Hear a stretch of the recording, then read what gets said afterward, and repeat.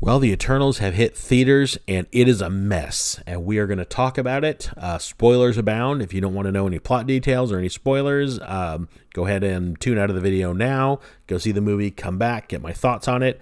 I'm going to try to break this down as best I can. And before we get started, my comic book, Malevolent Rising, issue number 5, as well as 1 through 4, are for sale at my Indiegogo in demand. I'll put a link in the description. Now, on with the review. So the Eternals are actually a pretty old property from Marvel Comics. They're created by Jack the King Kirby. He is a big deal for those who don't know comics. He co-created the Fantastic Four, Captain America, Thor, Hulk, a bunch of others. So they come from pretty high stock. So that would, normally beg the question that shouldn't this movie have some pretty lofty shoes to fill? And the answer I would say is yes. So, does it measure up to its own lineage? Let's find out. Let's meet the Eternals first. We're going to do a roll call here at the end. That's Kingo. He has laser fingers and is rich. Next to him is Icarus. She is the Flash. Standing next to her is Druid. Druid has mind control powers. The kid next to him is Sprite. Standing next to Sprite is Salma Hayek's character Ajax. She is the oldest and wisest, also their leader, and she has healing powers. Keep the healing powers in mind. That comes in later. Circe is in the center there. She has the ability to turn anything into anything. Yes, I know she's got a lot of other powers in the comics, but that they just stick with the anything to anything in this movie. Circe, for those who don't know, in the comics was an Avenger for a lot of years. Next to her is Icarus. Icarus is essentially Superman. Super speed, flight, laser eyes, and strength. Next to Icarus is Gilgamesh, just big, burly super strength. Angelina Jolie there plays Thena. Thena is just Wonder Woman with laser swords.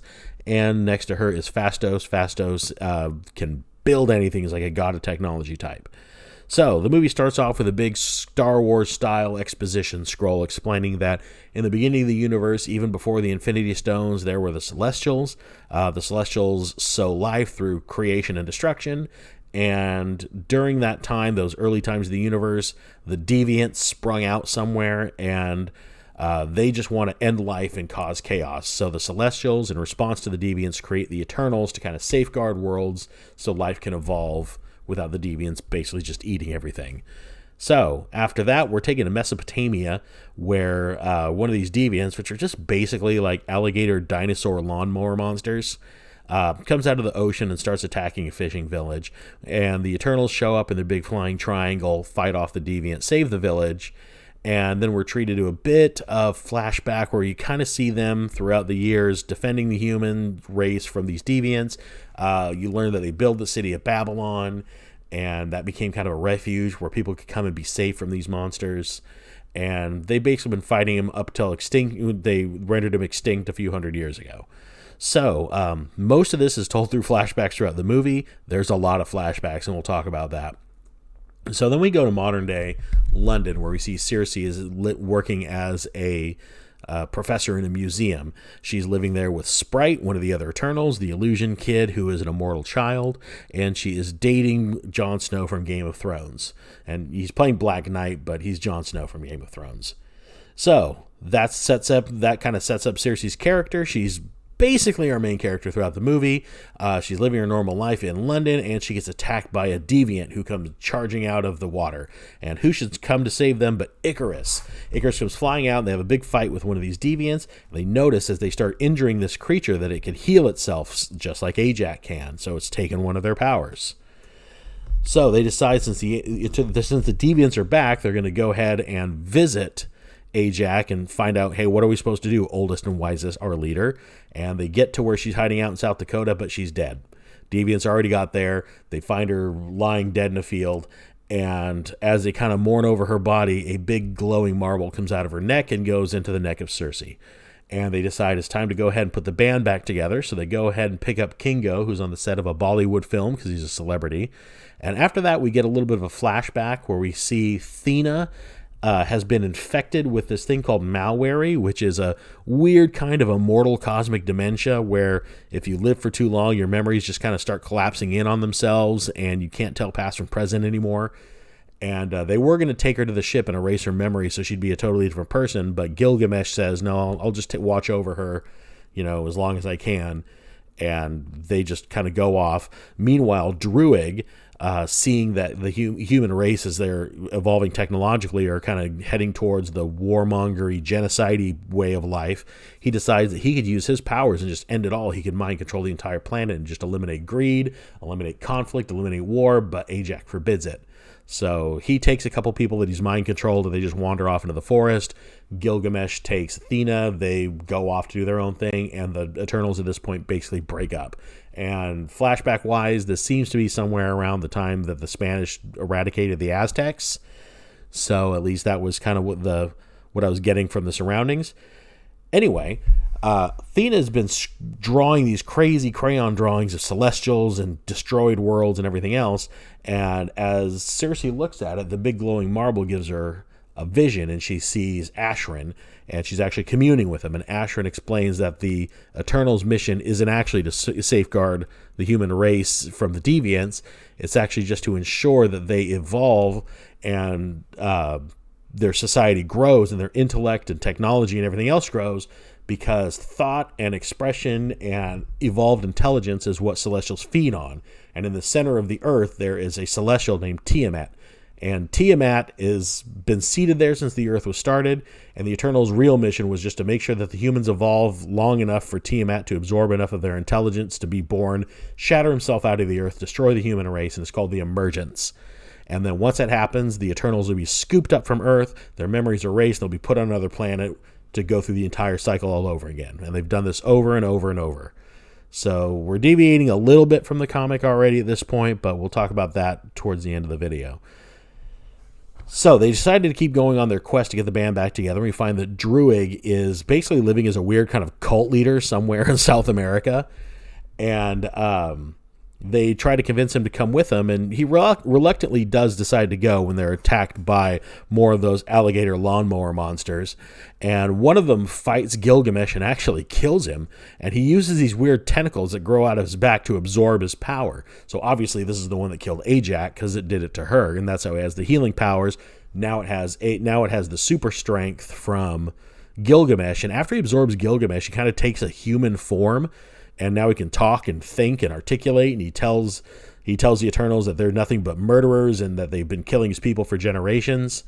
And why does this one deviant have the ability to do all this? And well, it's not an ability that's ever been demonstrated by another one of his species ever throughout history or time. Good question. Moving on. So then they decide it's time to go get Phastos, because they need their ship, and he's the only one that knows how to fly it. So they go get Phastos.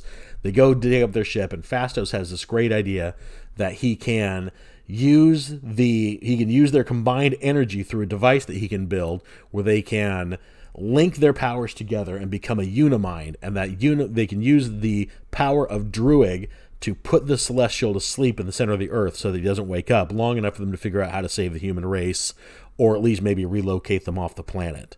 So at this point, Icarus betrays everybody. He's a jerk. He's been a villain the entire time. He blows up their device. He tells them he's known about the Emergence this whole time. That was always their mission. It turns out that he killed Ajax. He took her. He found the deviants. They had crawled out of the ice because they had been frozen there since the prehistoric era, but global warming or what have you has thawed the ice, and now they're awake.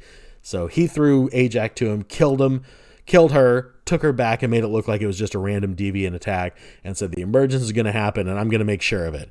So all of this happens while Druid is just kind of sitting there. Now, Druid, they were just relying on this guy to put a god to sleep, and his friend is just running roughshod all over their entire crew, and he's just kind of sitting there like, wow, somebody should do something about this. Now, in the comic book, Druid is the one that betrays them, so it makes a little bit more sense. But here we have Icarus is the one that betrays him. Druid just kind of sits there and forgets that he has the power to control people's minds, I guess. And we just move on to the plot. So they find that the emergence point is going to be this island out in the Indian Ocean. And so the Eternals head there for a big final conflict on an ocean. They form their big unimind, and they try to put the Celestial to sleep, but Icarus shows up and wreaks havoc on everybody. Also, that other weird deviant shows up because, I guess the movie finally remembered that he is here, And they have a big final fight. The Eternals are trying to take on Icarus. The evil big deviant guy has a scene where he corners Athena in a cave, and Athena decides that she's not sick anymore and just basically cuts him up into a bunch of pieces. And Circe becomes the center of the Unimind because Druid gets incapacitated, and she uses her power to turn the sleeping Eternal to stone. So Icarus flies down like he's going to stop her, but then he just kind of gives up and stops, and he's sad, and he goes away, and that's the last we see of Icarus. So, Icarus just kind of flies into the sun after that point, and he's defeated. So, at the end, the Eternals are living their life, but then Ashram just shows up out of nowhere, grabs the Eternals that are still on Earth, and says, hey, you killed an Eternal, I'm not happy with you, I'm going to spare the human race, but I'm going to take you back to Eternal Place, and we're going to look at your memories, and we're going to see whether or not the human race, deserves to live, and then I'll come back and I'll present judgment. And that's it. That's the plot of the Eternals, as best as I can recap it. It's a lot of a mess. So, God, where to begin on this movie? First of all, if you're a fan of the comic books, you're probably not going to like this very much because they do Icarus really dirty in this movie. In the comics, Icarus is not a bad guy. I mean, he's not perfect. He's kind of cocky, and he is pretty loyal to their mission, but he doesn't straight out betray the Eternals. Not that I've ever seen. Haven't read all their books by a long shot, but Icarus, as far as I know, has always been kind of portrayed as pretty heroic, in a story that this one kind of borrows a little bit, but it still kind of craps all over. Druid is the one that always double crosses them. That's his thing. So, Kit Harington, what a waste for him. He probably did less in this movie than he did in the final season of Game of Thrones. I mean, he's just basically there to look confused, run around, tell Circe that he still loves her from time to time, and then he's got a little bit of a post-credit scene. I mean, that's it. For all the buildup of Black Knight being in this movie, that's all we really got. Druid, God, what a confusing character he was. So you kind of get the idea that he's going to be the villain, and then instead of being the villain, he's just kind of useless. I mean, he's got probably the most powerful power of all of them, considering you see him at multiple times mind controlling entire swaths of people.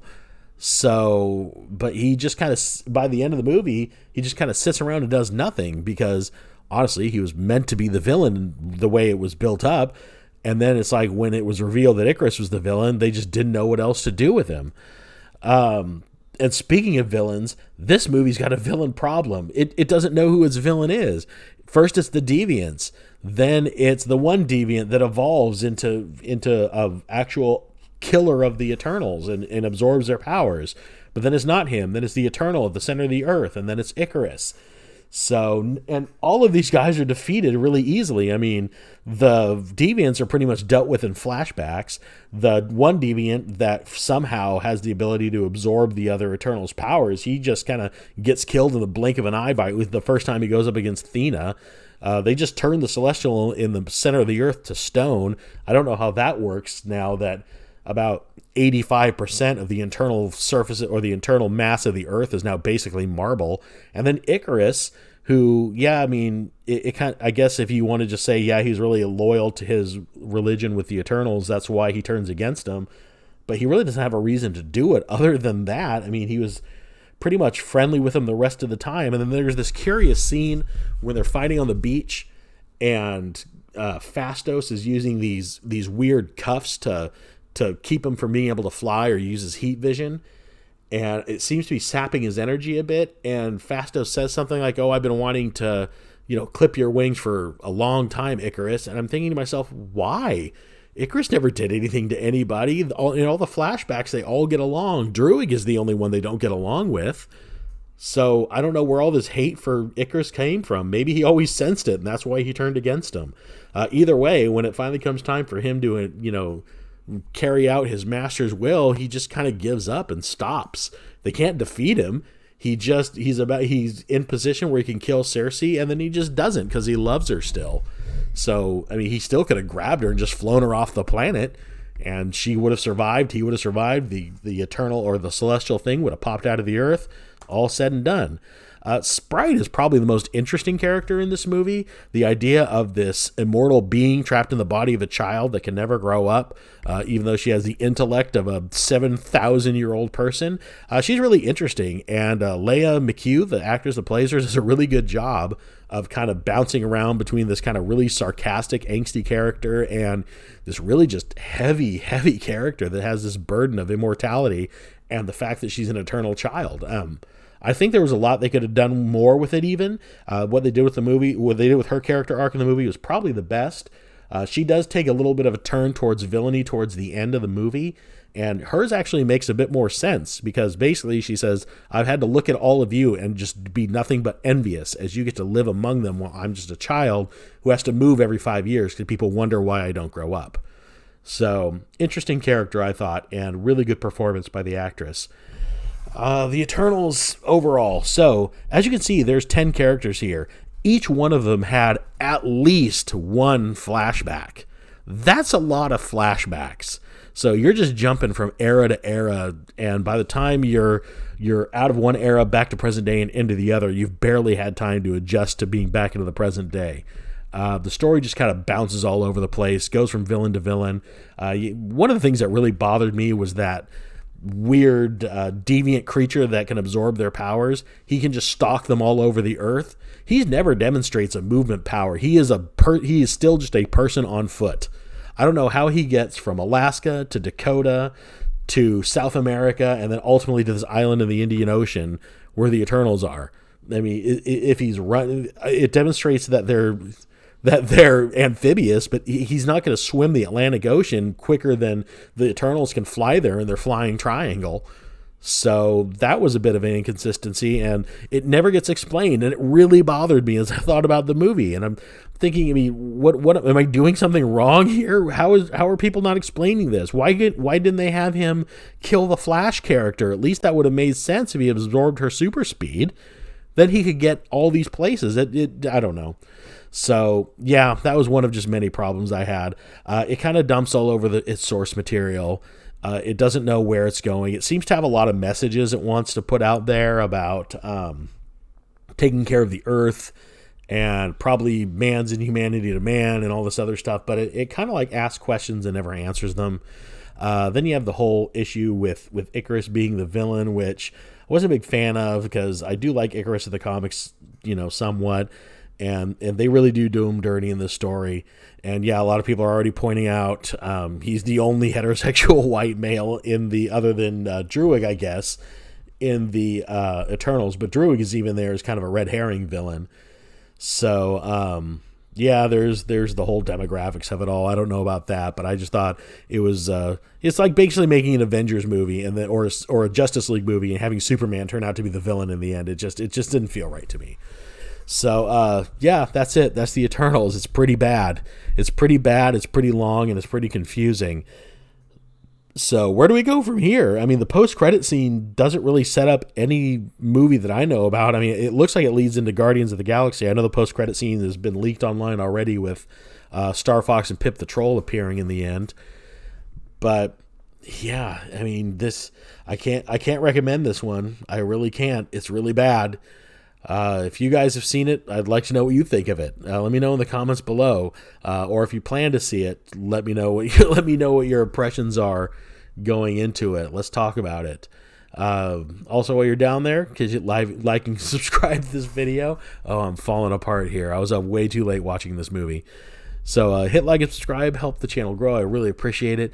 And I'm going to call it and go back to sleep. So thanks so much for hanging in on this bit of a disjointed video, but I was glad to get this one off my chest, and I will talk to you guys soon.